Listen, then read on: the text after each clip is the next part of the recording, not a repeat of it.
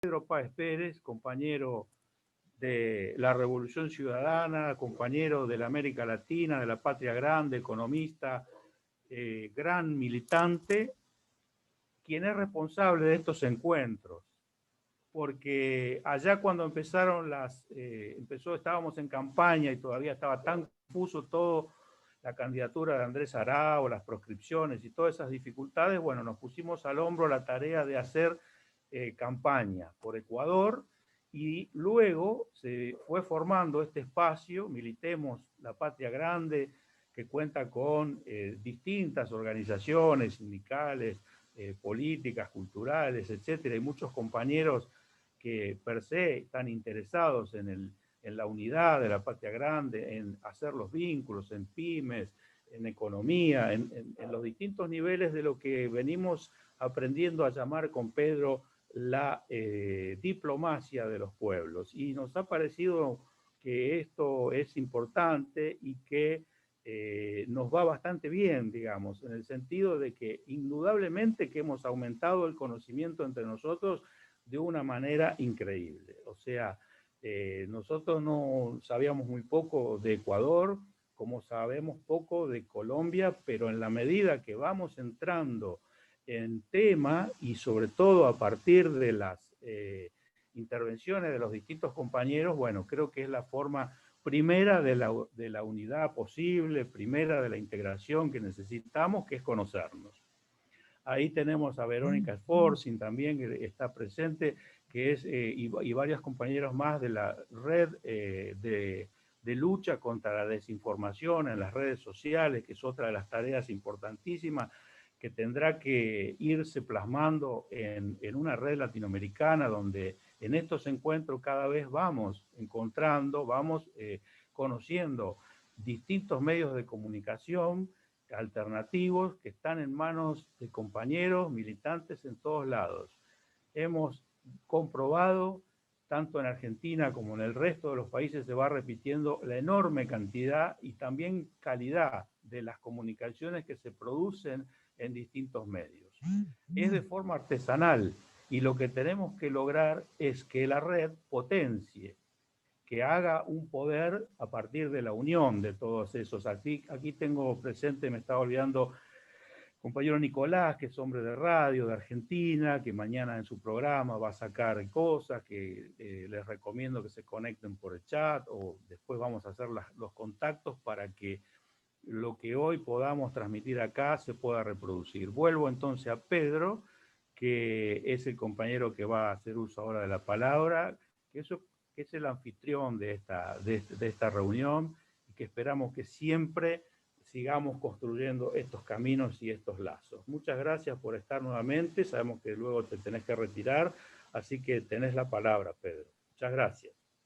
Muchísimas gracias a ustedes, compañeros, y por el contrario, este es un trabajo de equipo en el que Raúl, Marcelo han sido, pero claves, ¿no? Yo creo que es muy importante el que podamos ir generando estas capacidades, precisamente para lo que estaba diciendo Marcelo hace un momentito. Necesitamos ir articulando esa democracia de los pueblos, no solamente desde el discurso y la retórica, que también son importantes, en la disputa ideológica, en la generación de propuestas, en la generación de horizontes, en la generación de utopías, sino también en las pequeñas tareas como estas, que ha sido formidable el trabajo que han hecho los compañeros que se han encargado de la organización de estos eventos durante un periodo tan tenso como el que se vivió aquí en el Ecuador entre la primera y la segunda vuelta.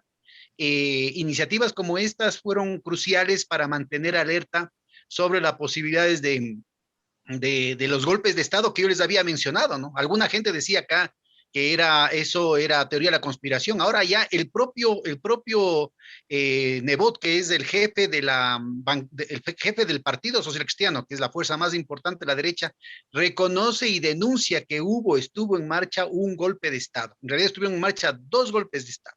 Y eso tiene directa relación con lo que vamos a discutir esta tarde, compañeros, porque la lucha del pueblo colombiano es la lucha de toda América Latina. porque la represión que ahorita está sufriendo el pueblo colombiano, la represión que lastimosamente ha sido parte de una historia de mucho dolor, de mucha sangre, de mucha ignominia, es parte de un proceso de dominación y de opresión continental en el patio trasero de la hegemonía norteamericana que está en declive y que además es un declive eh, irreversible. Yo diría que inclusive un declive, además de ser irreversible, aceleradísimo, aceleradísimo. Están en todos los planos. Algún momento tenemos que darnos un tiempito que vaya más allá de los 5 minutitos que tenemos cada uno ahora para discutir el deterioro brutal de la hegemonía norteamericana en el plano tecnológico, el deterioro brutal en el plano ideológico, el deterioro brutal en el campo inclusive militar.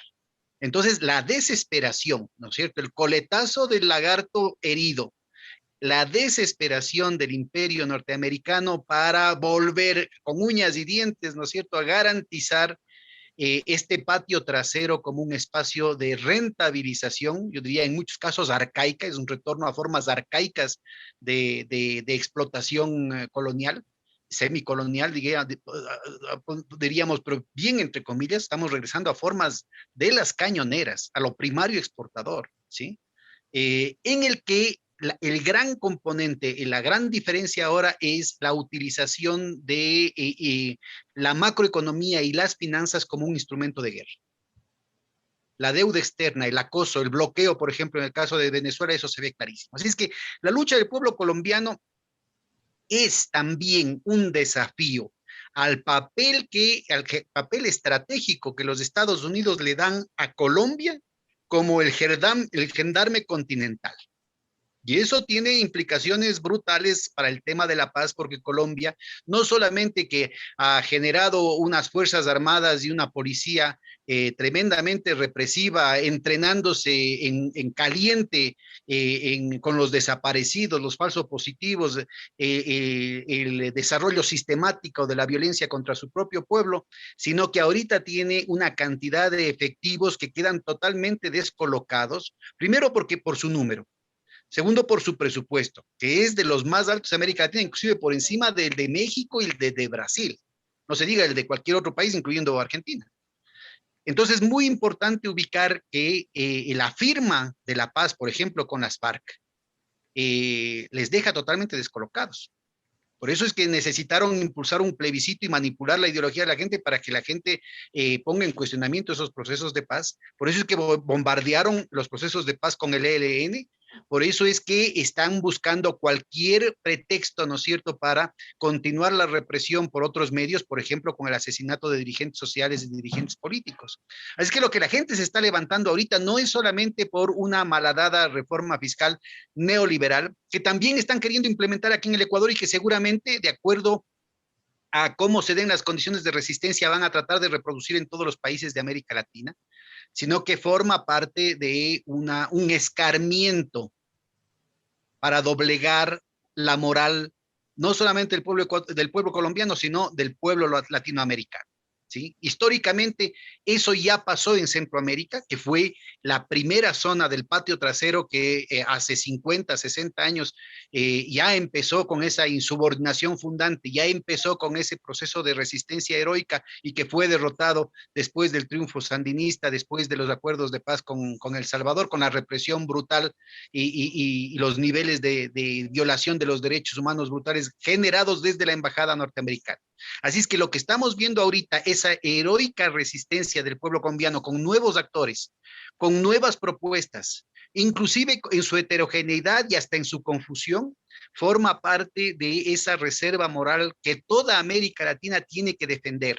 Así es que, compañeros, con la solidaridad más entrañable de los compañeros que estamos organizando este evento, pero sobre todo con la admiración y el tributo que damos a la gente que está en las calles. Y algunos de los compañeros han tenido la valentía de que, inclusive arriesgando el pellejo, participar con sus nombres y sus caras en este evento. Así es que estemos nosotros a la altura y busquemos mecanismos como, por ejemplo, los que ha levantado Verónica Esforcín, con el tema de ir creando capacidades en la lucha en contra de los fake news y la manipulación de la conciencia. Necesitamos hacer lo propio en tema de la militancia digital en otros frentes, necesitamos hacer lo propio en lo que tiene que ver con estructuras latinoamericanas que garanticen la defensa, la alerta ante las violaciones de los derechos humanos, que inmediatamente garanticen también un tipo de acciones, una cadena no solamente continental, sino internacional, por ejemplo, en tema de denuncias frente a los desaparecidos para ver si así se pueden salvar vidas.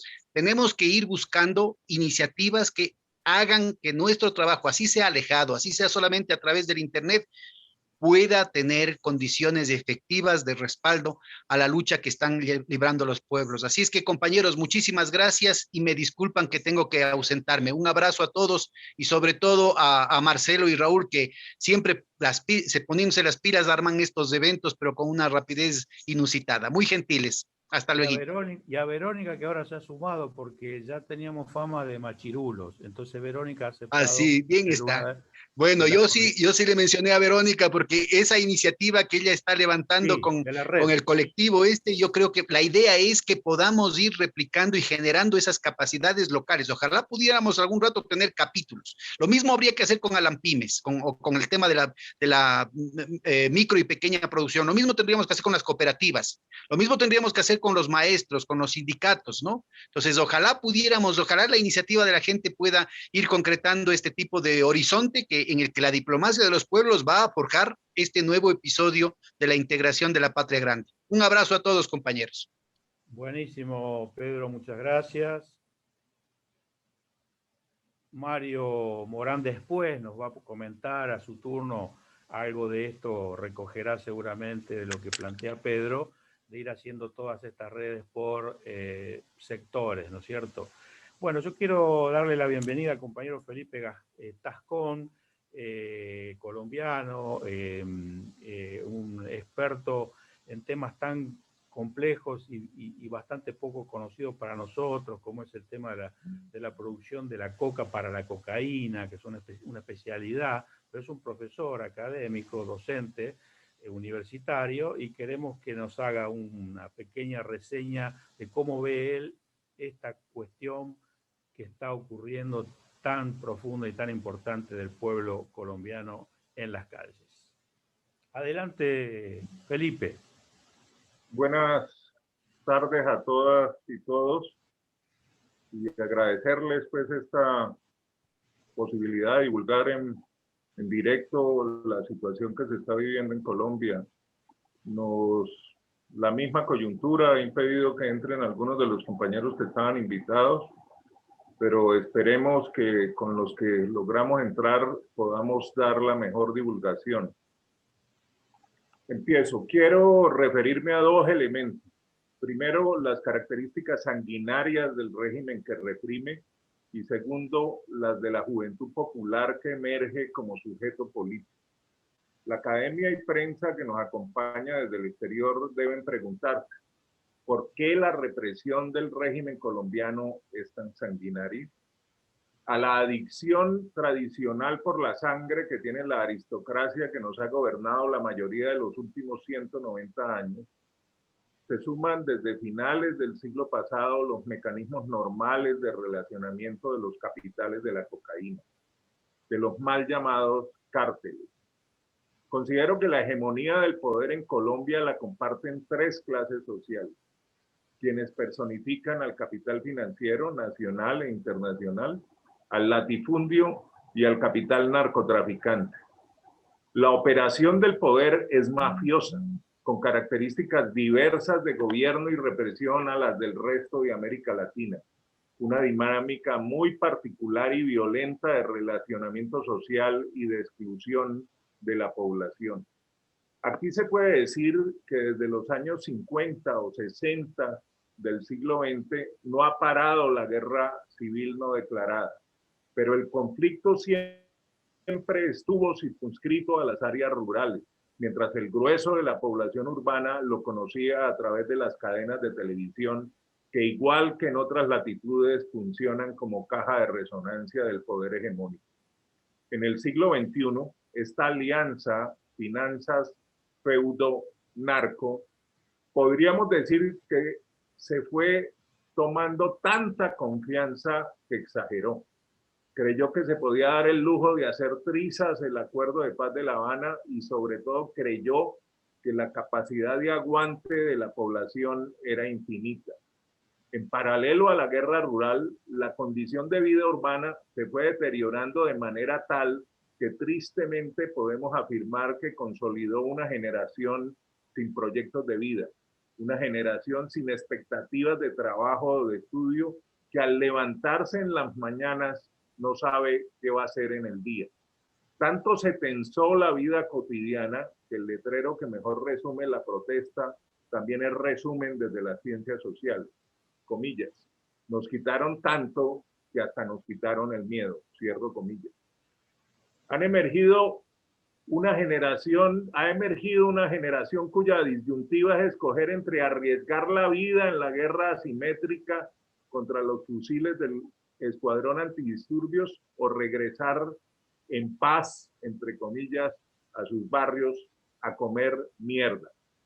De ahí la importancia del trabajo de quienes nos acompañan en estas 3 semanas de paro. Han tejido en las barricadas una resistencia organizada. Están aquí María, Oscar y no sé si han logrado entrar Karen. los otros. Karen está. Resistiendo, han sido parte de los pilares en la recuperación del sentido de pertenencia de esta generación, ayudando en la construcción incipiente de un proyecto de vida para estos comuneros del siglo XXI, lo que en sumatoria es un nuevo proyecto de país. Nada es fácil. Volvamos al inicio. El estallido social ha conseguido poner contra las cuerdas a un régimen asesino y a su capo. La estrategia legal, entre comillas, del gobierno es prolongar el hostigamiento a las barricadas. Por ejemplo, anoche, lo reseñó el Canal 2 de Cali, torturaron y asesinaron en el almacén Éxito del barrio Calipso de Cali. Y dilatar ad infinitum cualquier negociación seria. Esto se complementa con lo que podríamos llamar la estrategia ilegal, que es la labor para desordenar la resistencia organizada. ¿Esto cómo opera? Penetrando las barricadas, algunas veces de forma amigable y otras violenta y amenazante, con lo que se conoce como oficinas. Esto es las bandas locales de microtráfico y delincuencia. A la población latinoamericana y global que nos escucha y acompaña, no dudo en decirles que están ustedes ante el sujeto político que tiene en jaque al neoliberalismo, al feudo y al narcotráfico. Pero no pensemos con el deseo. Todavía no es jaque mate. Estamos en una coyuntura que Gramsci hubiera definido como de equilibrio catastrófico, es decir, donde el régimen con su estrategia de asedio, dilación e infiltración aún puede revertir su caída y a mediano plazo o al gato pardo fabricar una salida donde todo cambie para que todo siga igual. El año que tenemos delante es electoral. Primero la consulta interpartidista de noviembre, luego las parlamentarias y presidenciales entre marzo y mayo del 2022. No especulo al considerar que el poder constituido busca crear un candidato con maquillaje antisistema, que con discurso mentiroso se alinee con el paro para neutralizar al candidato opositor progresista Gustavo Petro, quien en todas las encuestas gana en primera vuelta. La tarea es que la juventud popular se reconozca como sujeto político, con capacidad al lado del apoyo popular y del acumulado de lucha de generaciones anteriores para derrotar la alianza de corruptos y asesinos. Y entre todas y todos se geste sentido de pertenencia con una Colombia de oportunidades para toda su población. Gradualmente ir consolidando avances políticos, sociales, económicos, que nos permitan un cambio real, incluyente y participativo en las próximas elecciones. Y algo muy importante, esta juventud popular, este sujeto político debe reconocerse a sí mismo con capacidad de entrar con voz propia a participar en la convergencia progresista en construcción en las elecciones del 2022. La Unión de Resistencias de Cali, del Valle y de Colombia no necesita intermediarios de los partidos de izquierda. Voceros suyos deben llegar al Congreso. Voy a citar a alguien que les va a sonar raro que se cite en este contexto. El abuelo de la senadora del Centro Democrático, Paloma Valencia, el expresidente Guillermo León Valencia. Hace 6 décadas dijo, abro comillas, vale más 1 centímetro de ministro que 1 kilómetro de ley. En el próximo gobierno tiene que haber juventud barrial en los ministerios. Hasta aquí todo parece perfecto. Lo complicado será sobrevivir a las balas y el hambre en los 15 meses que le restan a este régimen. La resistencia organizada, de la mano de la solidaridad internacional, debe obligar al gobierno a parar el genocidio. Muchas gracias. Muchas gracias, Felipe. Compañeros, si les parece, vamos a ir dándole la palabra a este nuevo sujeto político, como decía Felipe, las jóvenes y los jóvenes que están allí en el frente. Raúl, por favor, habilitarle el micrófono. A ver, Karen, o si se puede... Decime, ¿a quién? A Karen, a ver. Karen está lista ahí. San Karen, María y Oscar. Exacto. Cualquiera de ellos, Raúl, puede ser. Probamos a ver si... Sí, Karen, a ver si... Acá está.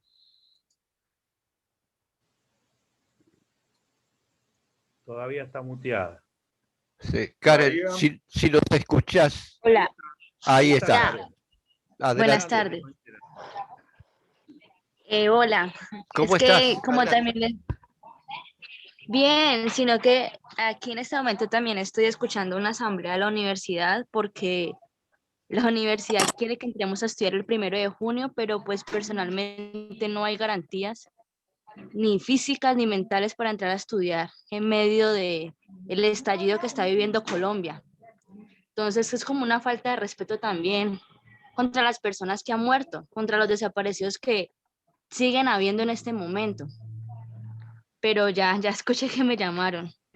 Yo soy Karen, estudio licenciatura en literatura, soy de Buga Valle.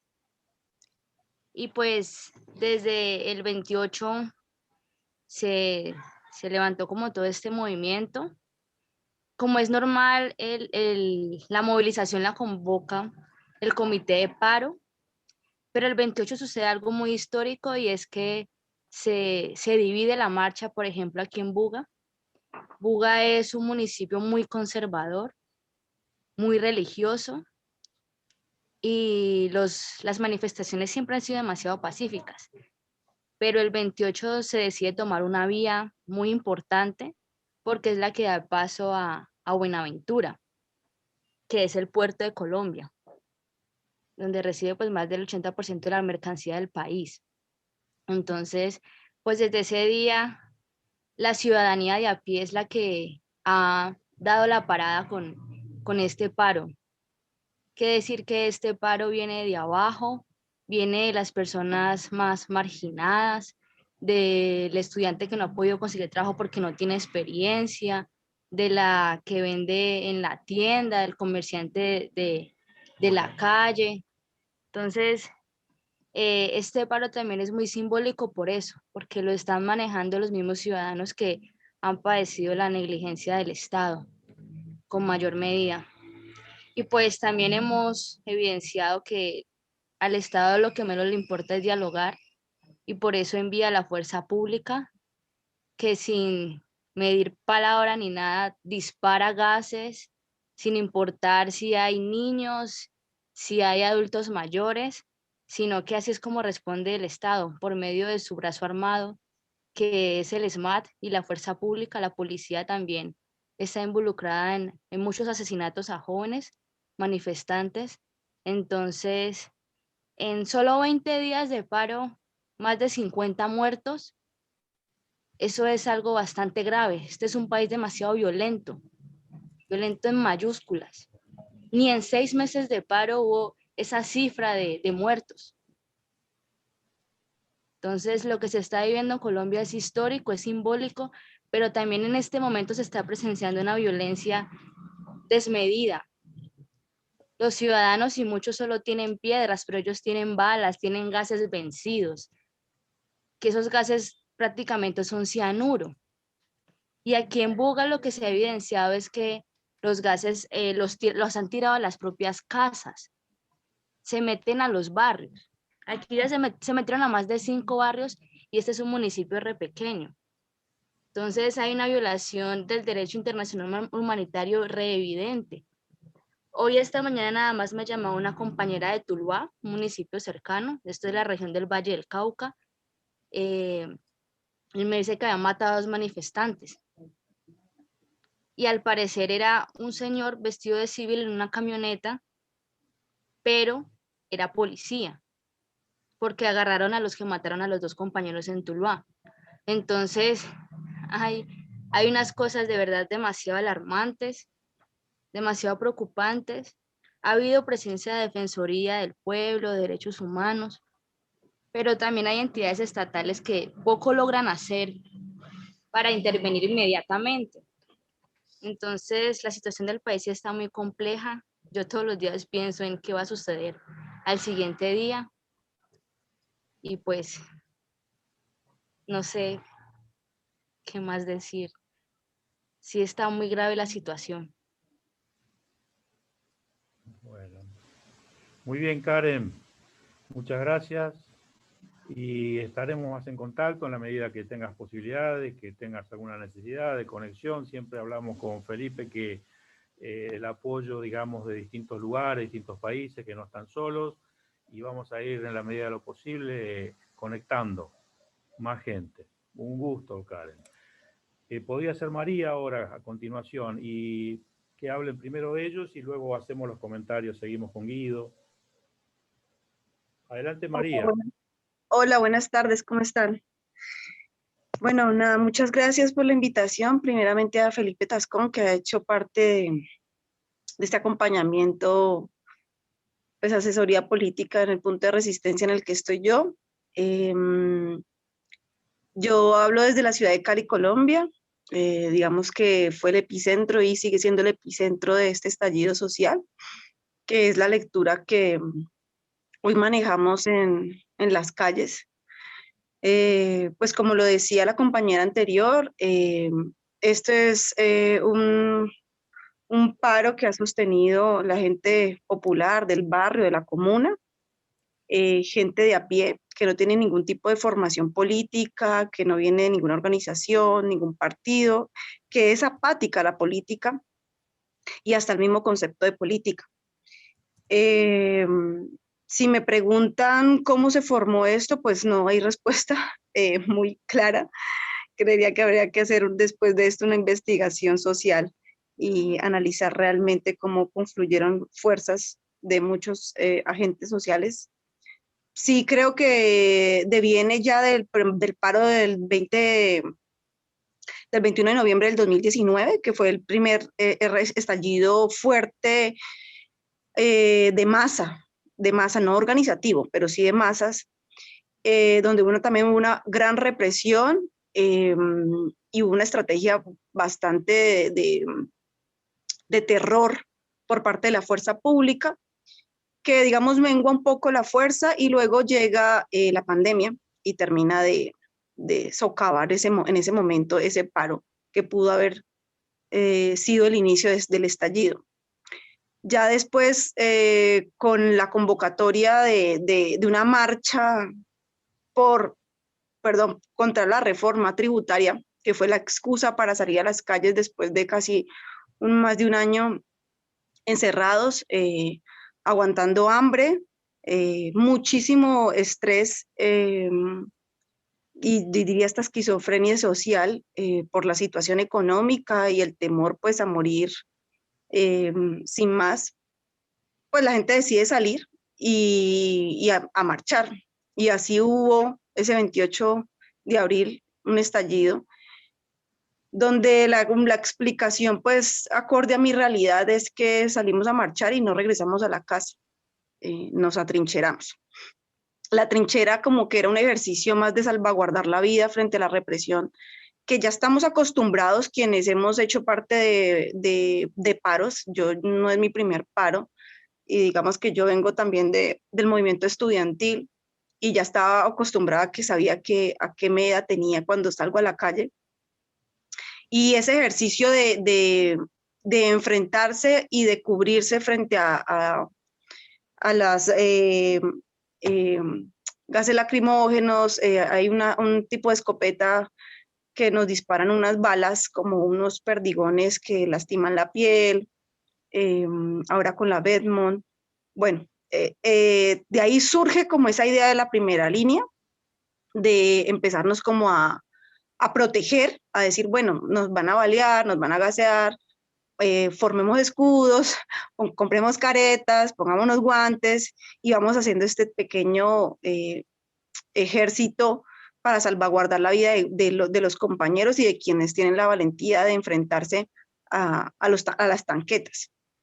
Pero resulta que pues nunca fue suficiente eso, y de repente, como les digo, surge la idea de la trinchera, pero esa trinchera no fue tomarse, como siempre, digamos, en las marchas era tomarse los puntos de concentración públicos, como puede ser las sedes administrativas o algún parque, sino que esta vez la gente decidió atrincherarse en su territorio. Y esa es la particularidad de digamos, de este estallido social.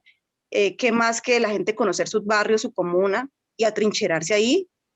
Y creo que ese es como el éxito de este paro y estos puntos de resistencia, que todos conocemos nuestro territorio, nuestra casa.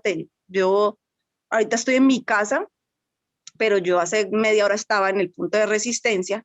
Entonces, este ejercicio de ir y venir de mi casa y del punto, lo practican todos.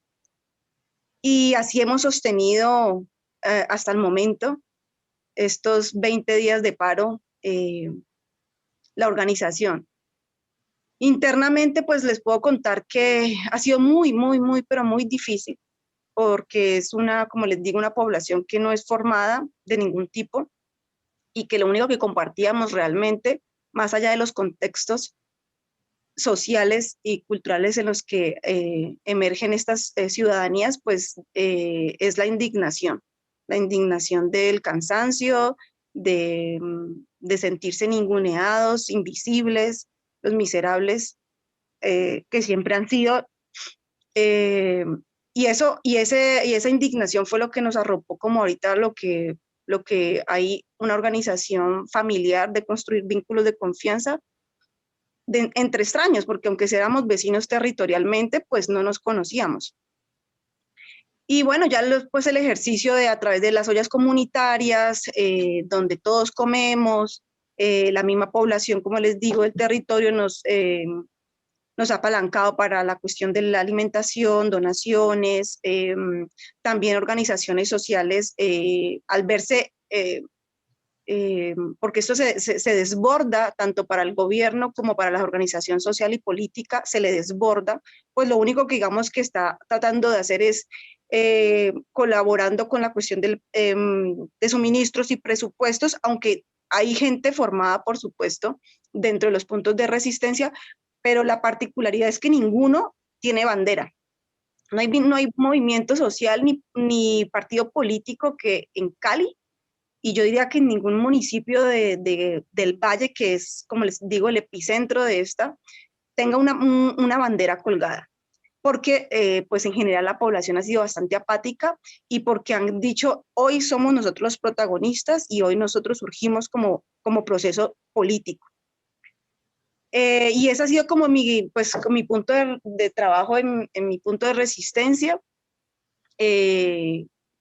impulsar una organización social, hacerles entender que la indignación había que gestionarla de alguna manera para sostenernos y resistir, porque llega el cansancio, llega el dolor de ver los compañeros caídos, llega el temor del constante el constante agobio de que vamos a ser allanados, secuestrados, torturados, las violaciones sexuales de las compañeras. Y había que formar a esta gente o había que darles a entender que la lectura del gobierno era presentarnos un ejercicio netamente militar y en el que podíamos de pronto llegar a caer exclusivamente y pues desaparecer, porque pues esa era la idea desde un principio. Y entender que lo que nos iba a salvar era la unidad y la construcción de organización popular y barrial, y que lo político era eso, era construirnos como una unidad, indistintamente de que no quisieran en este momento, por ejemplo, participar en elecciones o entender que hay que formarse más allá de la trinchera. Y bueno, aquí ha estado, ha sido mi papel con los muchachos, aparte pues de lo mismo de la dinámica de la trinchera, pues cuidarnos de las balas, hacer la comida, subir, bajar, llevar, cargar piedras. Esa es más o menos la dinámica. Cuando tenemos los momentos asamblearios, pues cruzamos nuestras palabras, pero hay una muy bonita organización hoy por hoy en los puntos de resistencia y bueno, la idea es construir un movimiento juvenil, como lo decía la participación de Felipe. Pero vamos pues con paso y actualmente lo que nos está preocupando muchísimo y lo que le estamos apostando es podernos blindar jurídicamente frente a lo que se viene arremetida, porque ya sabemos también en el paro del 2019, como les contaba, de muchos compañeros en los cuales terminaron judicializados después del cierre, que pagaron cárcel a pesar de que nunca se les encontró nada, nunca se les pudo probar nada. Entonces, digamos que es en este momento nuestro mayor interés, blindar a todo quien ha participado desde la primera línea hasta la olla, de una arremetida jurídica que sabemos que va a venir, perdón, después de que haya de pronto un levantamiento de las barricadas. Muy bien, María.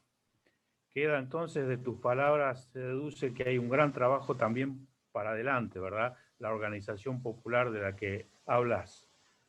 Buenísimo. ¿Querés decir algo más?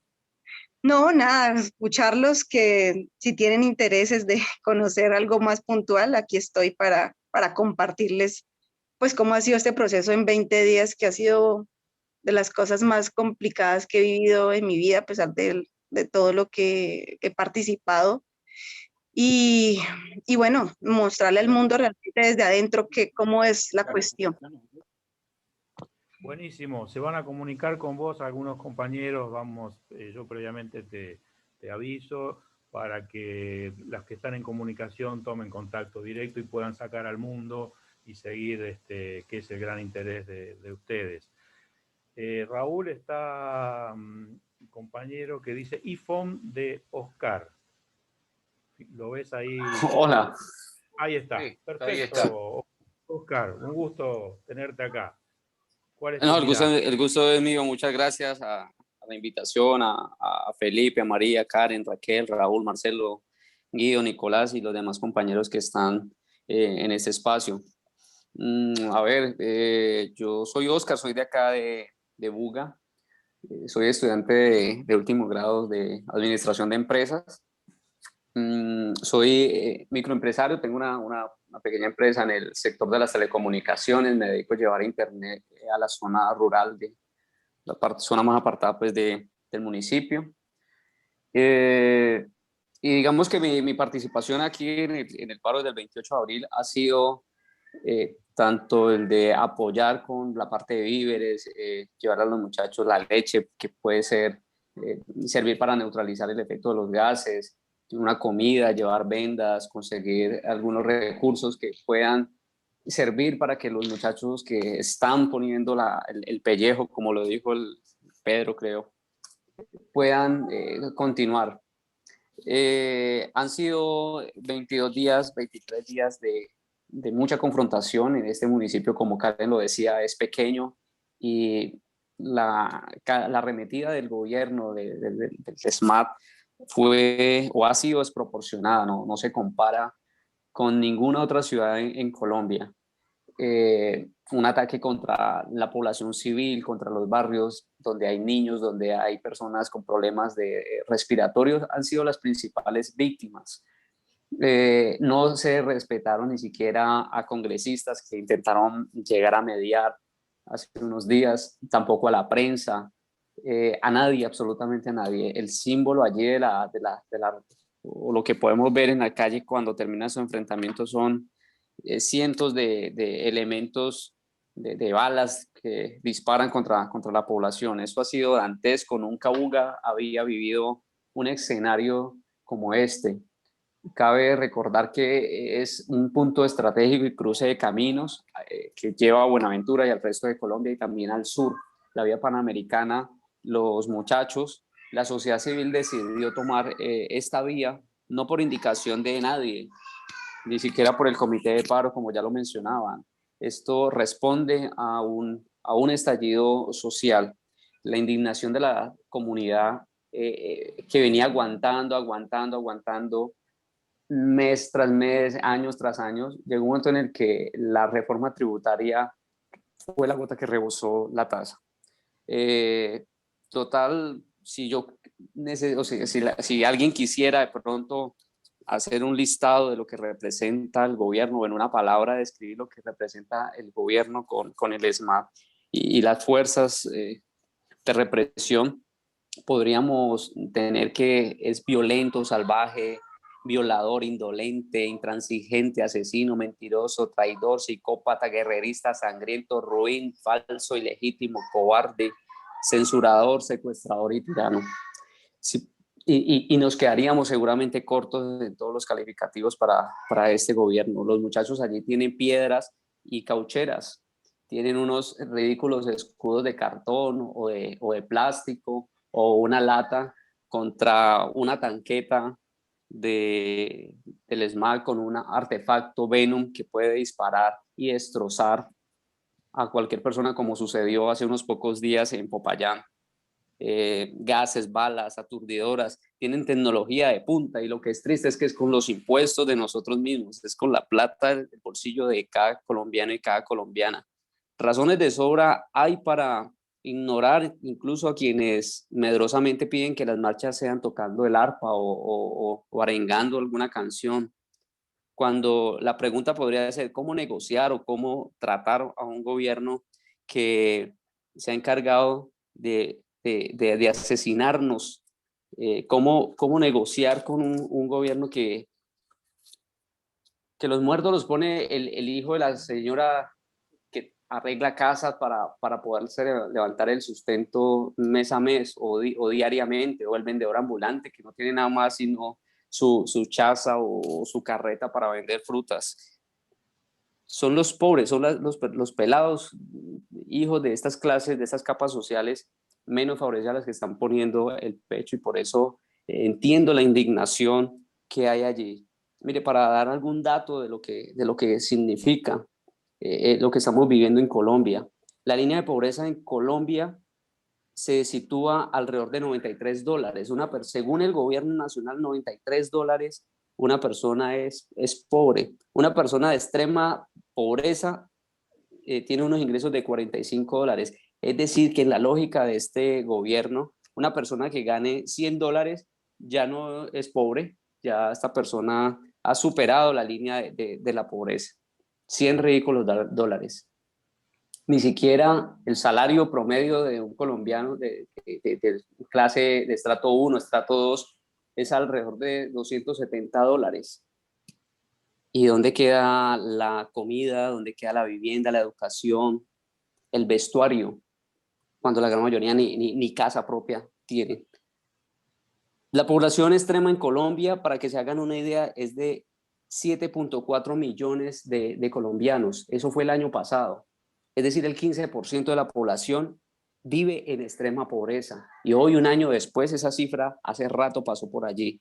La población en pobreza era 21 millones de colombianos, es decir, el 42%. Hoy esa cifra pasó por allí.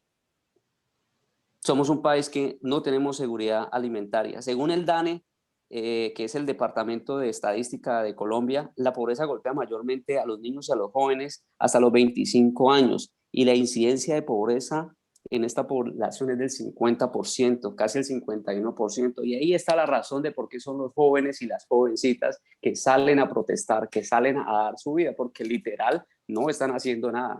Literal no están ni trabajando ni estudiando, porque cada año se quedan 400.000 estudiantes sin poder acceder a la educación pública superior. ¿Y qué tenemos al otro lado? Pues tenemos un presidente conocido por sus famosas frases, que yo creo que ya son famosas a nivel mundial. ¿De qué me hablas, viejo, cuando estaban masacrando niños en Caquetá, las fuerzas militares, y que a eso le costó la salida al difunto ministro de Defensa? El que da las bananitas, el dulcecitos, llega a Bojayá, a un lugar de Chocó, pobre, empobrecido, víctima de la violencia, sin vías, sin salud, a la gente aguantando hambre, y a este señor se le ocurre la ridícula idea de llegar con bananas. El que según él, una persona que trabaja, una mujer que trabaja en una panadería, gana 2 millones de pesos mensuales, cuando ni siquiera se gana $200 al mes. El de los huevos, que cuesta 1.800 pesos, es decir, un tipo desconectado de la realidad, desconectado de la sociedad colombiana, de esas realidades, pero que en pandemia fue capaz de comprar aviones, camionetas, viajes, armamento. La esposa se va en un avión de Bogotá a Cartagena a un cumpleaños y regresa, y eso lo pagan que los colombianos. Esa antipatía hoy le rebotó en la cara, y hoy esa es la razón de un estallido social. Por eso esto no es un paro, eso es un estallido social que, digamos que si hay algo positivo que rescatar, es que hoy la comunidad internacional se dio cuenta. Hoy los periódicos europeos saben qué es lo que está sucediendo en Colombia. La patria grande, como la llaman acá los compañeros, sí, en ese momento se da cuenta de lo que está sucediendo en Colombia, y que ni los medios de comunicación fueron capaces de cubrir ni lavarle la cara. Mire, la Conmebol acaba de llevarse la Copa América de Colombia, y lo que se le ocurre al ministro del Deporte es que no es porque haya un conflicto o porque no estén las condiciones o porque estemos en un estallido social, no, sino que porque en noviembre pues se puede garantizar el aforo a los escenarios deportivos. Es decir, los medios de comunicación se han encargado en una actitud prepaga o de prostituta, si ni siquiera se podría utilizar esa expresión, se han encargado de venderse para lavarle la cara a lo nefasto y a lo ruin que ha sido este gobierno. Digamos que eso es lo que yo podría mencionar hasta allí. Más de 50 muertos, los compañeros ya han mencionado. Una de las últimas y más estremecedoras noticias fue la muerte de la niña Alison Lisset Salazar, de 17 añitos, una niña. 4 tipos del ESMAD la cogen, la someten, la llevan a un CAI, la violan, y la niña el otro día se suicida. Y lo que es paradójico, hija de un policía. Entonces, eso es lo que estamos viviendo en Colombia. Nos estamos convirtiendo en un país que nos llenamos de nuevos héroes cada día, de nuevas víctimas, lamentablemente, y son jóvenes, son niños y son apenas niñas las que están saliendo en ese momento a ponerle la cara a este gobierno. Eso, digamos, lo que puedo decir por ahora. Muy bien, Oscar, tremendo. Marcelo. Sí, Marcelo, Felipe. Me acaba de escribir Arcoiris, que es la persona de otro de los puntos de resistencia de Cali, que si ustedes la pueden llamar por WhatsApp para que ella hable, ustedes pueden hacer la conexión. Quien está manejando técnicamente, no sé, creo que es Raúl el que está haciendo si la puede llamar, yo... Pásame, por favor. Número. Necesitaría su... yo se lo había mandado a Marcelo, se lo a ver si, bueno, si espera, que a ver. Yo lo tengo, se lo mando. Sí. Pasémosle ahora entonces, mientras tanto, la palabra a Guido, compañero también de la academia, docente universitario. Guido, ahí está. Por favor, buenas tardes a todos, Marcelo. Historiador, profesor, ¿cuál es tu mirada, por favor? A ver, yo escuchando todos estos testimonios de la gente joven, diría lo siguiente. Pienso que hay que diferenciar en el paro 3 niveles fundamentales, que pueden ser 4, pero me voy a referir a 3. Una cosa es la organización de los sindicatos que tienen peticiones y luchas muy precisas, ¿sí? Y otro nivel es el de la calle, llamémoslo así. El de los estudiantes y los no estudiantes jóvenes. Porque es que aquí pienso que hay un error o hay una mirada un poco sesgada y equivocada. Hablamos de estudiantes y pensamos que la mayoría de los jóvenes son estudiantes. Y eso no es cierto. Como profesor universitario, por años me tocó interactuar, sí, con estudiantes jóvenes universitarios. Pero en alguna oportunidad, no muchas, por cierto, salí a territorio del Cauca y encontré situaciones en las cuales sí, los jóvenes no tenían nada de estudio, ninguna, o una posibilidad muy pobre de estudio. Y si lograban llegar a la universidad, prácticamente fracasaban en ese intento en el primero o segundo semestre. Por una situación que en Colombia yo creo que Felipe la conoce perfectamente.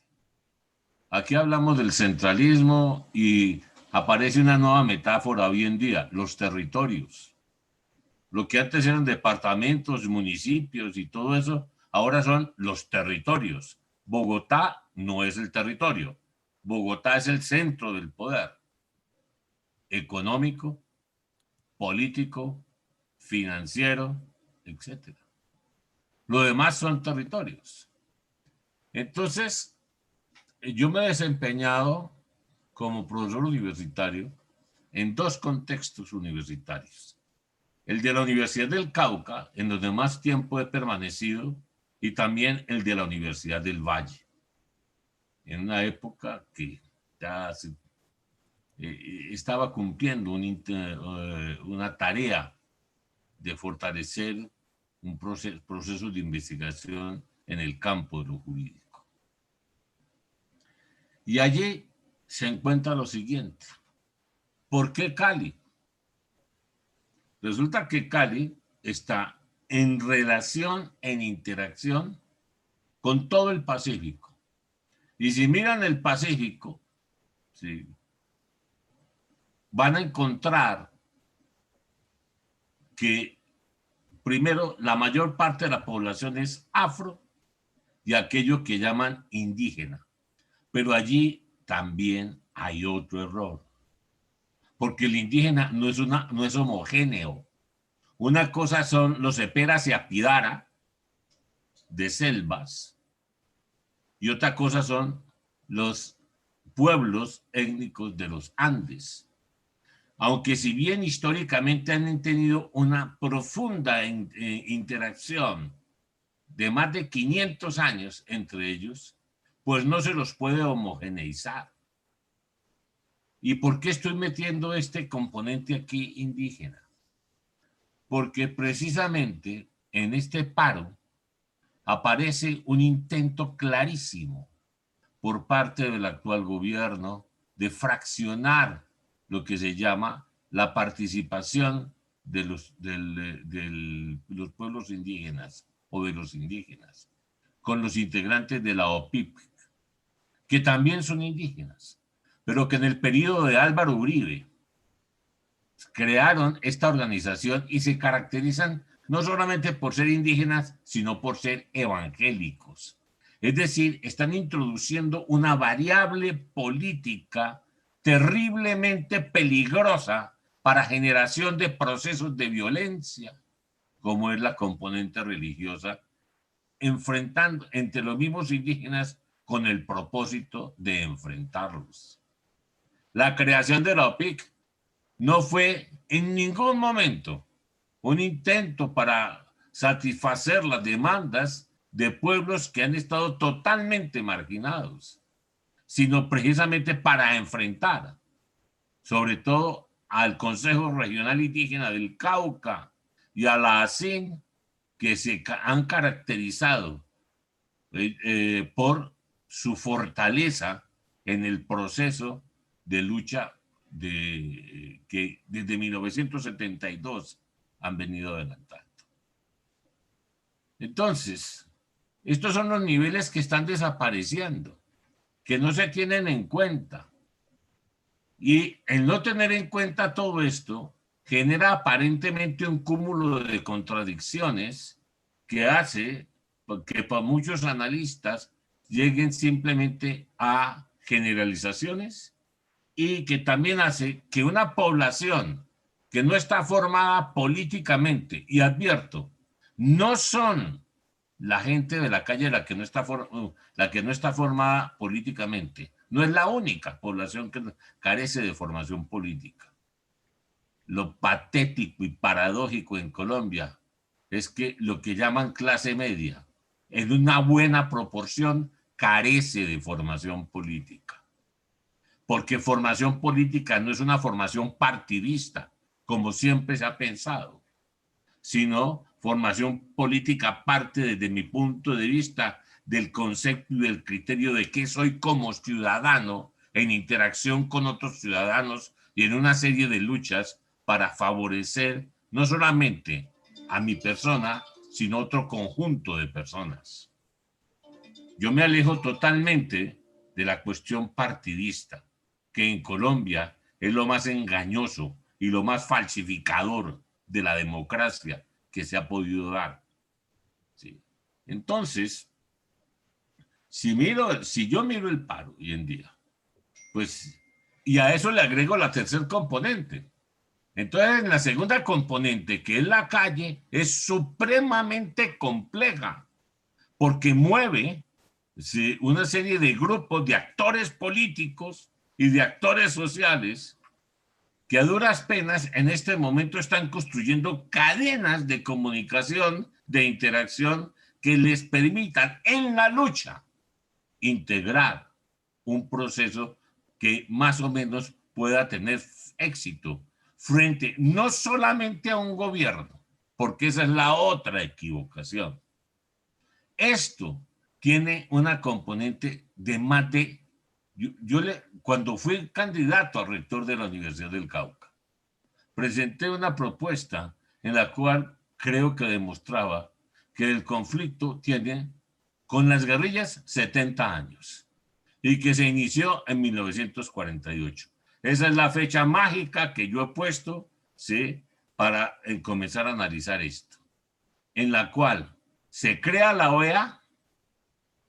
Con la creación de la OEA se declara la guerra al comunismo internacional y por lo tanto al Partido Comunista Colombiano, año en que se asesina a Jorge Eliezer Gaitán y año que da inicio a la lucha fratricida que se ha llamado como la violencia en Colombia, que es la confrontación armada de los dos partidos políticos que llaman tradicionales, liberal y conservador, en relación con cuya guerra ningún político de importancia fue nunca jamás juzgado por la justicia. Porque yo no sé si nuestros invitados internacionales saben, Colombia siempre está registrando el 97% de impunidad. Y se lo dicen a ustedes los ministros de justicia, que en alguna época intenté asesorar. ¿Sí? Todo el sistema judicial está armado para favorecer la corrupción, no para hacer justicia, y mucho menos justicia para las personas que están discriminadas, para los pobres, etc. Ese segundo nivel es supremamente complejo, ¿sí? Y en la negociación que hay en este momento, personalmente no sé cómo van a integrarse con el Comité del Paro. No sé. No alcanzo a vislumbrar esa posibilidad. Hay un tercer nivel que es terrible. ¿Por qué? Yo soy historiador económico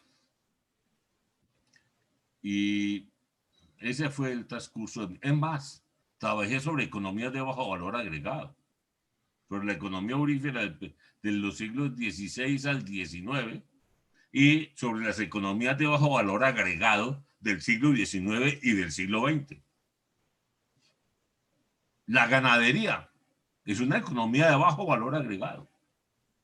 ¿Sí? Y es más, en la investigación pude demostrar una serie de elementos, ¿sí?, que muestran el por qué los territorios de Colombia, las tierras, el por qué el fracaso de la reforma agraria colombiana, ¿sí?, etcétera.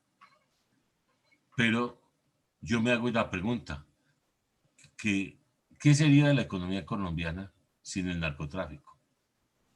¿Qué sería de la economía legal colombiana sin el narcotráfico? ¿Por qué me hago la pregunta?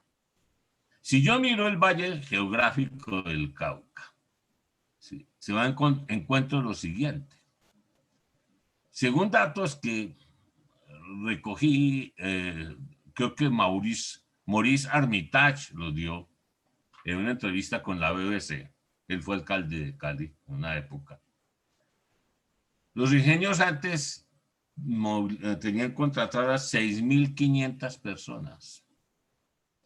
Después, con las innovaciones tecnológicas, ¿sí?, están en 1.500 personas.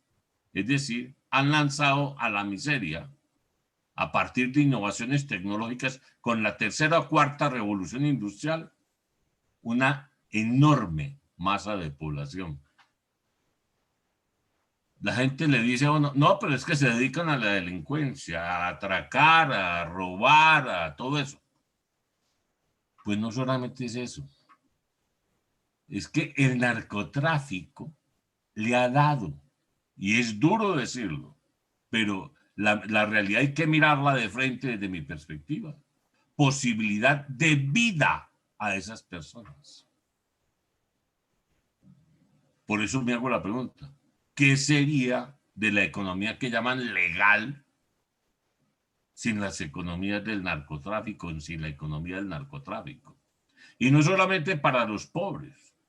Siempre me he preguntado por qué ningún banquero en Colombia ha sido detenido y llevado a la cárcel por lavar dólares, por lavar dinero del narcotráfico.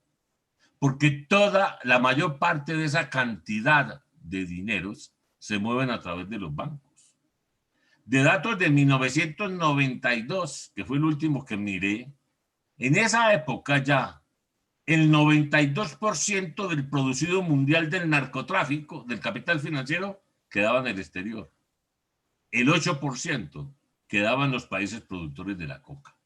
Y ese 8%, frente a las economías legales de estos países, es inmensamente grande frente a esas economías y va a interactuar con una población que ha sido expulsada, que ha sido discriminada, que no se le ha dado ninguna oportunidad real para tener una vida que dicen ahora digna.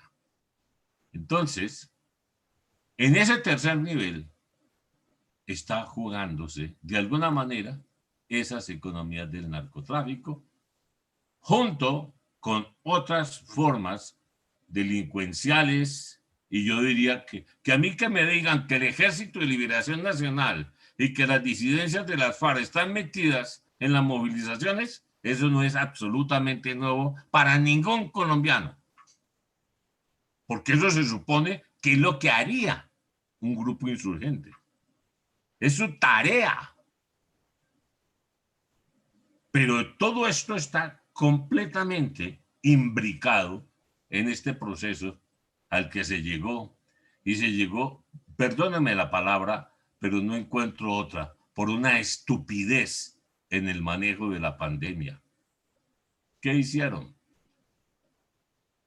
Los que tenían empleo, que son los funcionarios públicos, alcalde, presidente, etcétera, todo eso, y del sector privado, La mayor parte, sobre todo el grupo de poder, nunca pusieron en riesgo sus ingresos en la pandemia. ¿Sí? Y tomaron decisiones como para proteger teóricamente la vida, de confinarlos. Yo me sentí encarcelado. Yo pregunté a mi familia que qué delito había cometido, que se les impidió toda forma de interacción para prevenir el contagio. Con un agravante más, se le asignó a la Policía Nacional la tarea de controlar a los que estaban en la calle. ¿Y qué estaban haciendo en la calle? Tratando de sobrevivir para conseguir comida. Y lo más absurdo, lo que muestra la carnadura de este gobierno neoliberal, fue lo siguiente. Sí. A esos que les estaban en la calle, que no tenían con qué comer, la policía les ponía comparendos de casi 1 millón de pesos. Yo me pregunto hoy, ¿se podrán pagar esos comparendos? A gente en la miseria la multaron por salir a la calle a interactuar para buscar comida. Y todas se preguntan que por qué la indignación. Entonces, estas componentes hay que descomponerlas. Así vamos en el último tramo ya. Sí, ya iba a acabar. Ya está Arcoíris, hay una compañera. Gracias. Sí. Toda esta componente son las que están manifestándose en este momento y para la cual, desde mi punto de vista, las soluciones que da la ciencia política son insuficientes. Era lo que quería decir. Muchas gracias, Guido. Esto indudablemente abre muchos debates y trataremos de poder continuarlos en otras oportunidades también. Ha llegado de tu punto de resistencia Arcoíris. Raúl, si le puedes habilitar o habilitar el micrófono. Arcoíris, porque también tienes que luego partir, ¿verdad? Arcoíris. Luego le vamos a dar la palabra a Verónica. Arcoíris. Ahí estás. Adelante, Arcoíris. Expresa lo tuyo. Hola, ¿cómo estás? Perdón, es que me estaban preguntando una cosita aquí de logística y no entendí muy bien. ¿Ustedes pues de qué quieren exactamente que yo hable? Te sacamos un minutito ahí de la resistencia para que hagas tu saludo, tu pequeño mensaje. Ya estamos con poco tiempo, pero queremos escucharte. Listo, Pero, no, pues dime. Sí, que Arcoíris narra lo que están haciendo ustedes, cómo es la resistencia que están adelantando y el proceso de organización política que están Pues, o sea, den armando. cuenta, en respecto al proceso de organización política, no puedo hablar todavía porque pues hay un margen de seguridad. Cuando ellos decidan hacerlo público, que será dentro de poco, yo podré hablar del tema libremente, pero en ese momento el pliego no se ha hecho público, entonces no puedo hablar del tema. Bueno, haremos otra reunión entonces. Sí, no, yo si algo le aviso a Felipe. Otra cosita, pues, ¿qué les digo? Acá en Uniresistencia, pues, hacemos eventos culturales, en ese momento están bailando salsa, están enseñando a bailar salsa. ¿Qué más? Pues, de todo tipo, dime. Tengo que terminar la entrevista. Entonces, señora. Con Saray, María. Hola. Ve, contá cómo es el movimiento allá de cómo llegaste al punto, para que ellos más o menos conozcan cómo es. Ya, hablamos con ella. Listo, dale. Es que me dan un segundo, es que me van a decir algo importante, qué pena, dame un segundo. Bueno. Verónica está. Verónica. Bueno, hola. Otra compañera coorganizadora de todo este movimiento y que está con su red de lucha contra la desinformación. ¿Qué nos puedes decir? Bueno, primero Hola. la verdad, arcoíris. Perdón. ¿Me puedes repetir la pregunta, por favor? No, que dieras una pequeña María. reseña, por favor, que dé una pequeña reseña como para ir redondeando y así tienen que hacer uso de la palabra 2 o 3 compañeros más y ya vamos cerrando. Ok, Sí. pues es que son tantas cosas que uno no sabe ni qué decir. Pues hoy estoy algo triste, hoy estoy bastante triste porque de hecho nos trajeron un agua envenenada y hubieron 3 heridos. Y pues los de Ciudad Jardín, porque yo no voy a tapar eso, son los de Ciudad Jardín, nos tienen amenazados. Ayer pues pasó una cagada con las personas. Hoy es un día bastante azarante, la verdad. Nosotros tratamos de hacer pedagogía, eventos culturales de cualquier tipo. Ayer estaban tatuando el margen de Colombia, pues el loguito de Colombia.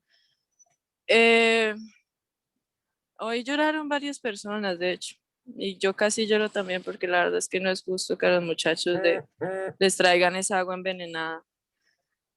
Y pues uno con ganas de tomar agua, cansado de chupar sol y no, eso no se hace. Y pues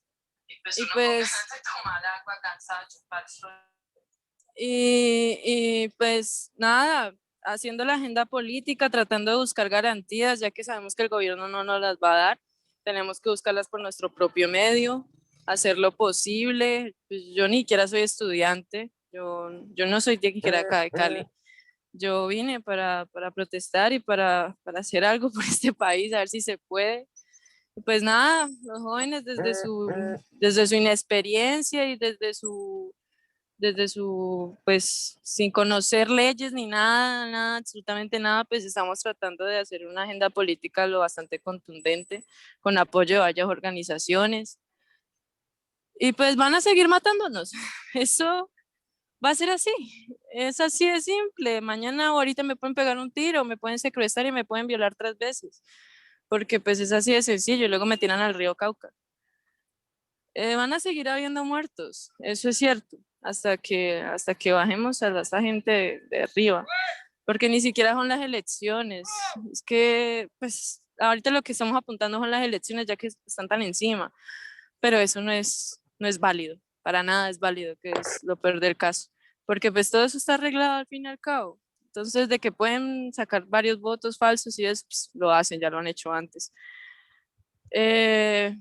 Pues eso, no sé, o sea, de verdad que pues acá nos tratan como terroristas y de todo, y pues yo no ando encapuchada ni nada porque pues no, o sea, yo estoy ejerciendo mi libre derecho a la protesta pacífica.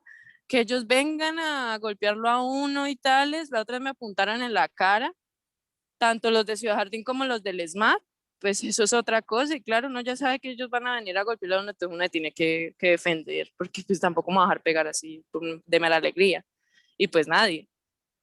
Y nada, sin miedo, porque pues el miedo, esta generación nació sin miedo prácticamente, o no sin miedo, nació conviviendo con el miedo. Y yo escribí algo que decía, es una generación de suicidas no declarados. La verdad es que pues yo lo perdí todo antes de comenzar esto. Yo no tenía nada, no tengo nada. Y pues sigo acá porque de hecho hasta acá como mejor que en mi casa, porque no conseguía trabajo ni nada. Entonces, pues nada, seguir y como dice el mayor, fuerza. Seguir y seguir, arcoíris. Sí, señor. Esperamos entonces cuando tengas más definiciones con el tema político, poder acceder a esas ideas. Realmente tu testimonio es conmovedor y bueno, transmitís eso que está pasando ahí, ¿verdad? Sí. Un gran abrazo, un gran agradecimiento por tus palabras y esperamos poder hacer más encuentros como este. Listo, dale. Gracias, dale, muchísimas gracias de verdad por su tiempo y por hacer esto público a nivel internacional. Lo necesitamos bastante. Y por favor, no le crean a RCN y Caracol. No le crean a RCN y Caracol. Nada de eso, ni convenio con ellos, nada. Esa gente omite, esa gente censura. No, por favor, nada de ellos. Son unos hijueputas descarados y cobardes.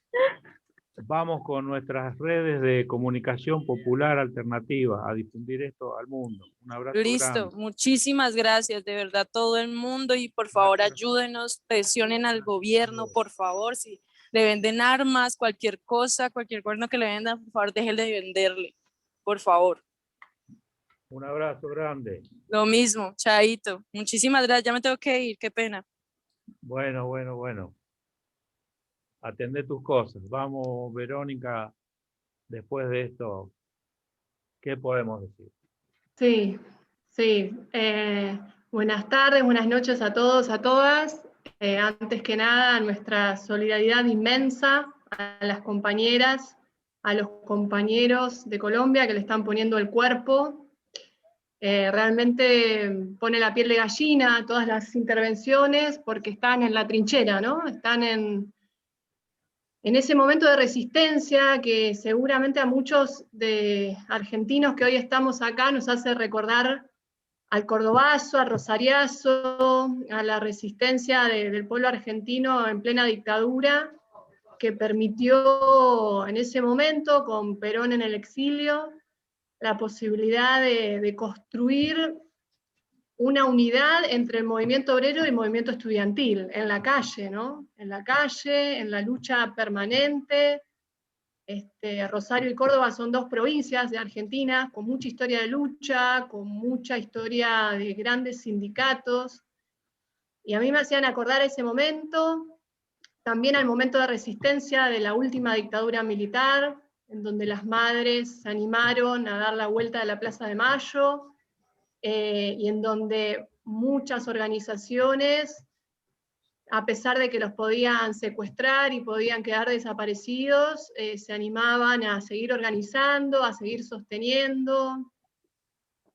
Y la última gran resistencia que nosotros tuvimos fueron los 90, ¿no? Esa década neoliberal infame que destruyó nuestro aparato productivo, que intentó privatizar todas las empresas del Estado, que fue por la Ley de Educación Superior en el 95. En ese momento, bueno, yo empezaba a ser parte del movimiento estudiantil, y ahí también en la calle pudimos frenar la privatización de la universidad, y gracias a muchas luchas históricas en ese momento se logró frenar un poco esa avanzada neoliberal que no solamente era de Argentina, sino de toda Latinoamérica. Entonces creo que lo que están haciendo las compañeras y los compañeros en Colombia permite, sin duda, frenar estas atrocidades, ¿no? Esta única propuesta que tiene el neoliberalismo, que es seguir sometiéndonos, seguir intentando achicar nuestro aparato productivo, como decía Pedro, en la crisis incluso actual, Estados Unidos queriendo volver por América Latina, primarizar nuestras economías, y sabemos que en Argentina siempre decimos una economía que es una economía solamente primaria, primarizada, es una economía para 20 millones de argentinos, es decir, quedan 30 millones afuera, ¿no? Así que tenemos que, sin duda, seguir luchando en toda Latinoamérica para tratar de que no vuelva el neoliberalismo donde lo pudimos sacar, pero que sabemos que la lucha continúa día a día, y tratar en los países hermanos o en las provincias hermanas en donde lamentablemente el neoliberalismo continúa y avanza, están más que nunca en la calle resistiendo y construyendo organización. Me pone muy contenta escuchar que se están organizando políticamente. Ese es el gran salto que hay que dar. No hay que solamente quedarse en la resistencia, sino pensar y diseñar organización política que tome cada uno de los espacios de ejercicios del poder que podamos tomar, ¿no es cierto?, en el sentido de redistributivo, pero hay que ir por esos espacios. Y pensaba también en la importancia, que lo nombraron acá, de la lucha cultural y la lucha simbólica, y sin duda eso es con redes de resistencia, pero que piensen también en cómo transmitir lo que están haciendo. Lamentablemente hay muchos sectores de nuestras poblaciones que están desorientados o que le creen a los grandes medios, acá Clarín, ahí Caracol, o Globo en Brasil, le creen a los grandes medios y nosotros tenemos que también tejer grandes lazos entre los medios populares, medios comunitarios, medios provinciales, si se puede algún medio público, bueno, en donde se pueda, y nosotros contar nuestra historia, transmitir lo que pasa, transmitir lo que hacemos, transmitir nuestra política, que no nos digan que somos rebeldes sin causa, o que somos una juventud perdida, que no vengan a decir que somos terroristas, sino nosotros poder relatar y contar nuestra propia historia. Así que en ese sentido, pongo a total disposición la red de comunicadores que estamos construyendo. Es argentina, pero es una herramienta latinoamericana, que es para ir en contra de todas esas noticias falsas que sabemos que se instalan a nivel latinoamericano para confundir a las poblaciones, para generar estos golpes de Estado suaves y que producen grandes desorientaciones y que la población termine votando los proyectos que van en contra de sus propios intereses. Así que en ese sentido, ojalá que esta también sea una herramienta más y que permita esto, construir nuestro poder simbólico y nuestro poder cultural al servicio del pueblo. Así que a disposición. Muchísimas gracias, Verónica.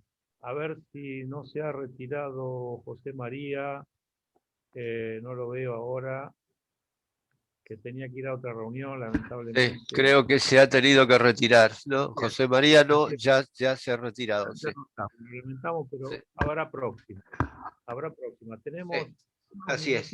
Para Mario Morán, compañero con vasta experiencia en el campo latinoamericano. Recordá que Pedro había dicho también que nos organizamos por sectores. Vos ya estás organizado desde hace muchos años con los compañeros educadores. Tenemos poco tiempo, pero bueno, vamos a tratar. No, ya lo sé. Tal vez 5 minutos es un margen muy estrecho, pero vamos a tratar de utilizarlo de la mejor manera. Por cierto, después de los testimonios, sobre todo de los compañeros que en Colombia están en las trincheras, en la acción en la calle, hemos quedado muy conmovidos.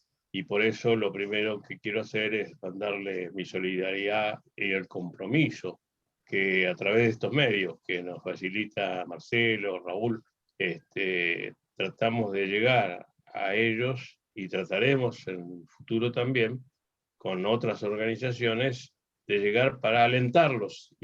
Porque esta lucha no es la lucha solo de ellos, es fundamentalmente la lucha de todos nosotros, de toda la patria grande de Latinoamérica. Así que nuestra suerte está unida a la suerte de ellos. Hoy ellos en la calle, nosotros tal vez no, pero mañana tal vez nosotros en la calle y ellos en otra situación. Pero siempre es la misma lucha. Y en esta lucha yo, miren, no iba a hablar de esto porque generalmente no hago referencias personales, pero yo soy profesor de filosofía y he tenido cátedras obviamente a todos los niveles, en la universidad, cursos de ciencia superior, etc. Pero fundamentalmente he sido dirigente sindical. Siempre he sido dirigente sindical, desde que me acuerdo. Y yo he aprendido en la vida sindical que la política y el sindicalismo se hacen en la calle, fundamentalmente en la calle. Uno puede hablar en una cátedra de política y plantearse interrogantes y darse respuestas, pero la verdadera respuesta siempre está en la calle, en lo que nosotros construyamos. Por eso es muy importante que si de veras queremos hacer avanzar un proceso político, nos organicemos, porque únicamente el poder popular organizado es capaz de oponerse al poder de las oligarquías financieras internacionales y nacionales. De manera tal que es por esto que nosotros hemos abogado desde hace ya mucho tiempo en organizar, en mi caso, a los docentes, a los trabajadores de la educación y de la cultura en una organización latinoamericana y latinoamericanista especialmente. Y por eso es que también nosotros pensamos que la única manera de consagrar como una realidad el poder de la patria grande es ir haciendo que cada uno de los sectores se vaya organizando. Yo escuché el principio de esta reunión, que había un compañero de las pequeñas y medianas empresas por allí.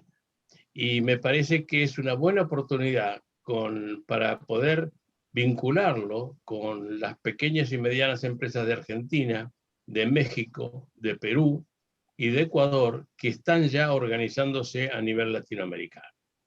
Pero también me parece, por ejemplo, que sería muy importante que los comunicadores se organizaran a nivel latinoamericano. Y nosotros podemos hacer de puente para que eso sea posible. Porque si hay una batalla que yo llamo la madre de las batallas, es la batalla cultural, la batalla por el pensamiento. De nada sirve que haya libertad de expresión si no hay libertad de pensamiento. Y hoy el punto de mira de las oligarquías internacionales está puesto en el pensamiento. Quieren dominar nuestro pensamiento porque saben que después la libertad de expresión no tiene ningún significado.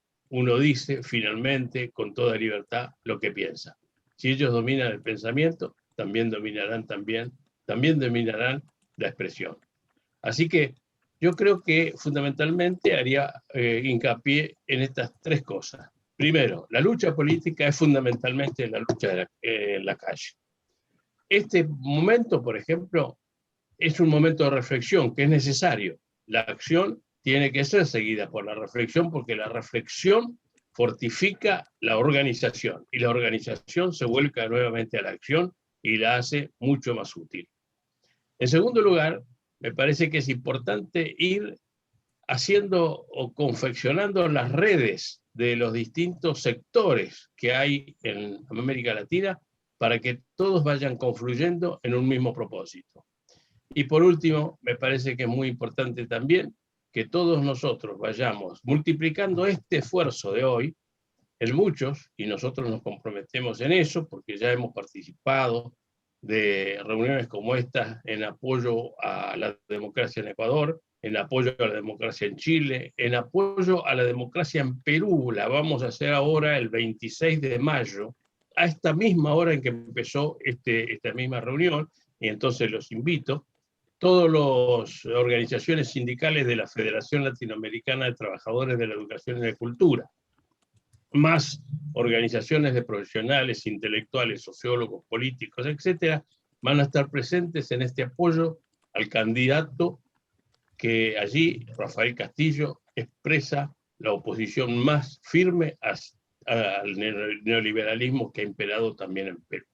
Por eso, compañeros colombianos, nuestro afecto, nuestra solidaridad y nuestro compromiso. Gracias. Muchas gracias, Mario. Realmente has sintetizado y redondeado la idea. Aquí ya le pasé el mensaje a Daniel Hermosa de las pymes que está presente de Perú. Por supuesto, nos vamos a encontrar el próximo miércoles 26. Le vamos a mandar los links por acá, querido Daniel. Así es. Vamos a estar allí. Vamos a dejar 5 minutitos, por favor, para algunos compañeros que quedaron sin hacer uso de la palabra.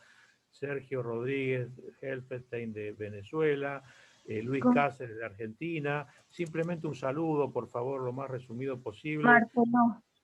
María, un saludo. Discúlpame. Agradecerles, qué pena, también me tengo que retirar, tengo que volver al punto, tengo que ir a hacer una coordinación de alimentos. Entonces, nada, muchísimas gracias por este espacio, gracias a Felipe, muchísimas gracias. Y bueno, nada, espero volvernos a encontrar. Vaya este aplauso en María a todos los compañeros que están luchando allí, en las barricadas, en las calles, en las grandes movilizaciones, y que tengan mucho éxito en esa organización popular, política, y adelante, compañeros. Gracias. Gracias a ustedes, muchas gracias. Bueno, Sergio, un saludo, ahí está Iturrasco. Luego para saludar. Buenas noches a todas las compañeras, a los compañeros. Me da sobre todo mucha emoción escuchar a los jóvenes, su voluntad de lucha, su voluntad de enfrentarse al poder para lograr su libertad. Nosotros somos vecinos de Colombia, pero más que vecinos, nosotros somos hermanos del pueblo colombiano porque somos hijos del mismo padre, de Simón Bolívar, que nos dio la libertad por igual a Colombia y Venezuela y a otros países de la región. Entonces, nosotros sentimos muy de cerca. Nosotros tenemos aquí en Venezuela 5,5 millones de colombianos, que son nuestros hermanos, que tienen los mismos deberes y derechos garantizados por la Constitución, salvo los que tienen que ver con la elección a cargo, algunos cargos. Pero el resto, en cuanto a los accesos a los servicios de salud, vivienda, educación, aquí a nadie se le pregunta de dónde nació y mucho menos cuando es colombiano. De manera que todo lo que está ocurriendo en Colombia lo sentimos como propio, lo sentimos como nuestro, le damos un seguimiento permanente, lo sufrimos y esperamos, tenemos plena confianza que el pueblo colombiano, estos jóvenes extraordinarios que hemos escuchado, tendrán la sabiduría necesaria para encontrar los caminos para, como ellos mismos dicen, poder cambiar el país y hacer que Colombia, que es un país extraordinariamente rico, no solamente por sus riquezas naturales, sino que por su gente, y lo digo muy de cerca porque estoy casado con una colombiana, va a encontrar los caminos para sacudirse esta pesadilla que, bueno, prácticamente dura desde la independencia, pero sobre todo en los últimos 70 años. Debo decir que me place mucho la presencia aquí de Felipe Tascón, a quien no conocía, pero lo leo permanentemente, incluso lo he citado en mis artículos. Sigo permanentemente porque me parece una de las voces y de la pluma que ha explicado con mayor certeza lo que ha ocurrido en los últimos días en Colombia. De manera que, Felipe, mucho gusto de conocerte, estoy aquí a la orden, igual que para todos las compañeras, las hermanas, los hermanos, las hermanas y los hermanos colombianos, todo lo que esté a nuestro alcance. Estamos dando seguimiento permanente a lo que allá ocurre y toda nuestra solidaridad, todo nuestro apoyo.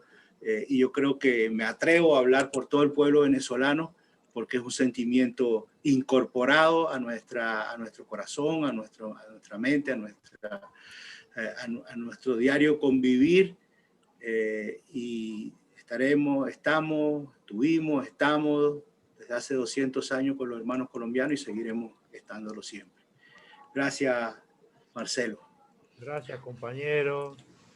Hay un clima de patria grande acá, de solidaridad y de hermandad tremendo. Estamos compartiendo todos los contactos para la red, la parte comunicacional, y vamos a seguir el miércoles que viene en la reunión que el Instituto IPLAC de Mario Morán, con nosotros, otros grupos de compañeros, muchas organizaciones que están apoyando esto, sumándose a esta lucha. Gracias, Guido Barona, gracias, Nicolás, no hemos podido dar la palabra, pero abramos los micrófonos. Panchito Iturraspe, Argenben, ahí tenemos un Argenben, un compañero del exilio venezolano y que vivió tantos años. Querido Pancho. Saludos. Bueno, un gusto ver a los compañeros, una emoción escuchar a los muchachos sobre todo y a las chicas que están en la primera ola, en la primera combate latinoamericano ahí en la querida Cali. Cali es una ciudad preciosa, para quienes conocemos Cali, y además una ciudad con una trayectoria y con una historia de lucha bien importante. Bueno, los saludo a todos los amigos, un gusto de ver a Mario, que hacía tiempo que no intercambiábamos, bueno, en general a los compañeros. Los felicito mucho a Marcelo, que se ha convertido en un agitador latinoamericano. Él ya le queda chica. Lamento por otros continentes, porque me parece que en cualquier momento salta y va agitar las masas de todo el mundo.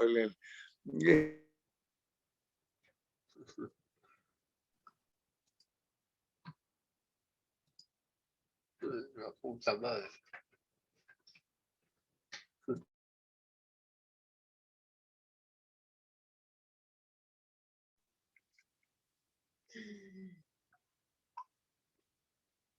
Bueno, ahí recuperé la palabra.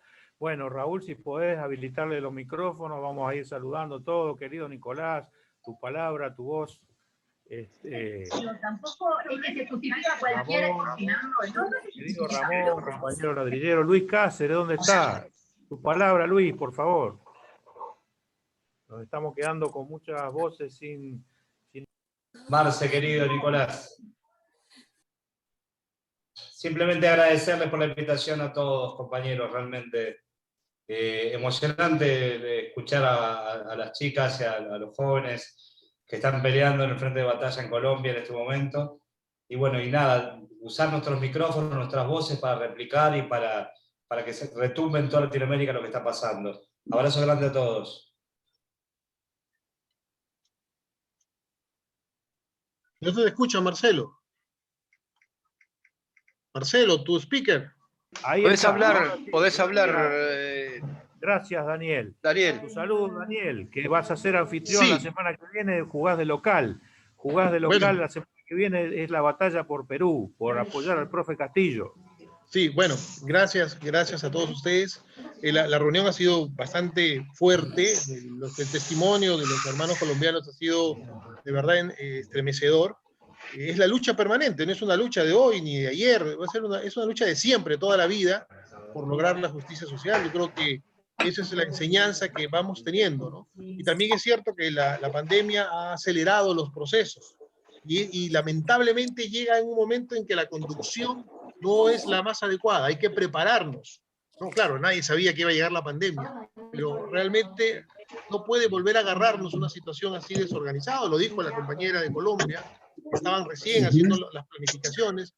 Yo creo que es importante capacitarnos. Creo que ahí yo rescato la capacitación. Gracias por la invitación y nos vemos la próxima semana. Bueno, compañeros.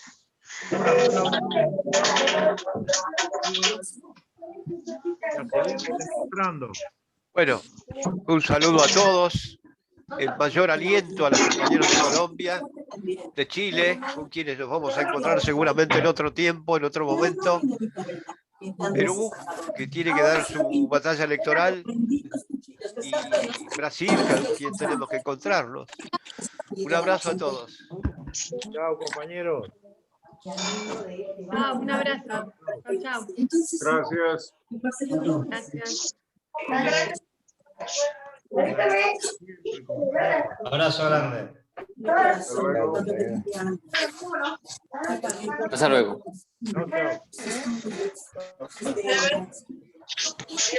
Buenas noches, compañeros, gracias. Hasta luego a todos. Hasta luego, compañeros. Saludos. Luis. Al final no tuvo que retirar antes. Chao, saludos compañeros. Le quería agradecer al compañero por la invitación y saludos compañeros. Un abrazo a todos. Vamos por la patria grande, carajo. El miércoles que viene le estamos haciendo llegar los contactos. Vamos, la patria grande. Vamos, la patria grande. Saludos, compañeros. Saludos a todos. La única lucha que se pierde es la que se abandona. A vencer.